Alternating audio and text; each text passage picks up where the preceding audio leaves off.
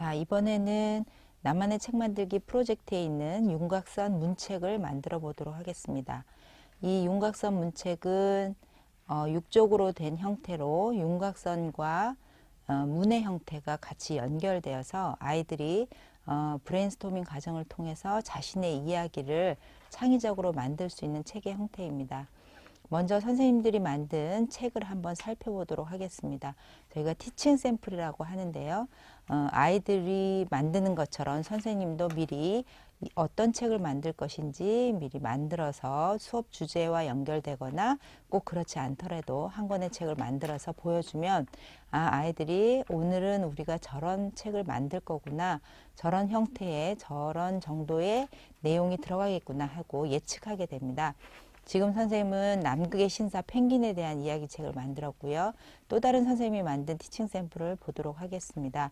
이 책은 사랑의 말 범벅 도넛이라고 해서 윤곽선 형태를 도넛을 만드는 과정을, 사랑의 말을 담는 그 과정을 보여주고 있는 책입니다. 아이들에게 너무 자세한 걸 보여주면 처음엔 따라하기 쉬운 부분이 있긴 하지만 윤곽선이란 부분이 처음에 아이들이 처음부터 생각하기엔 어려움이 있으니까 형태를 자세히 보여주는 것도 나쁘지 않습니다. 자, 이제 아이들과 책 만들기를 할 때 처음 모형을 꺼냅니다. 모형을 꺼내고 전체적으로 펼쳐서 각 면마다 어떤 형태가 들어있는지 아이들과 먼저 살펴보게 합니다. 그래서 본 폴더를 이용해서 열리는 문 형태는 열어서 접어 놓기도 하고, 두 번째에 있는 동그라미 형태는 떼어내고 문의 형태나 오려지는 형태를 살펴보면서 잘 정리를 해 놓도록 합니다. 세 번째 역시 윤곽선에 나오는 형태와 작은 문의 형태들, 그리고 오려지는 형태, 아래로 열리는 문의 형태까지 아이들이 작업을 하면서 여기에 어떤 이야기를 넣으면 좋겠구나, 문이 열리고 닫히니까 어떤 이야기가 될지 생각하게 될 것입니다. 자, 이렇게 6쪽짜리 책이 어떤 구성으로 되었는지 안다면 아이들과 브레인스토밍 과정을 통해서 연습지나 A4지에 각각의 윤곽선을 어떤 모양으로 할지 먼저 정해 놓도록 합니다. 먼저 정해 놓는 과정이 굉장히 필요하고요. 그 다음에 그것을 근거로 해서 아이들이 스케치를 합니다. 원래는 연필로 먼저 해야 되지만 지금 잘 보이지 않아서 펜으로 스케치를 하고 있습니다. 그래서 연필로 스케치를 먼저 윤곽선 형태를 어떤 모양으로 만들지 그림을 그리도록 합니다.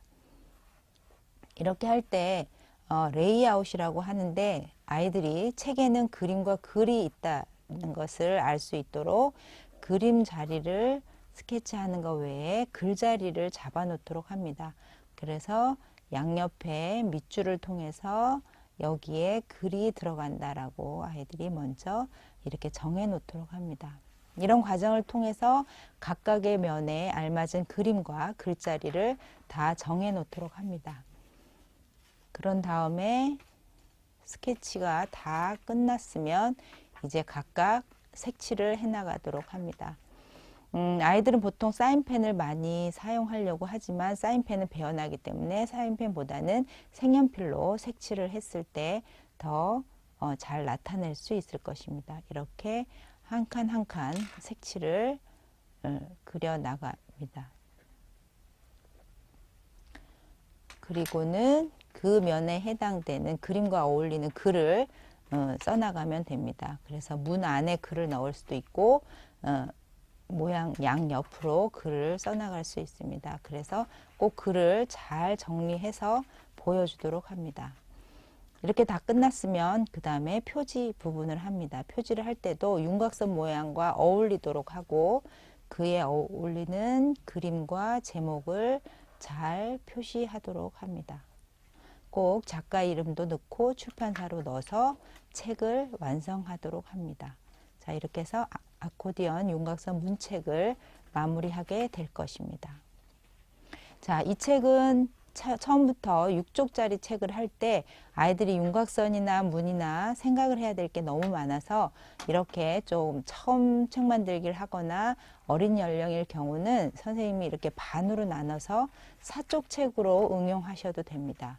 그래서 4쪽 책으로 양쪽에 있는 윤곽선을 이용해서 책을 만들 때 처음 단계에서 아이들이 좀 더 다양한 책을 만들고 그 다음에 확장해 나갈 수 있도록 응용하는 형태가 될 것입니다.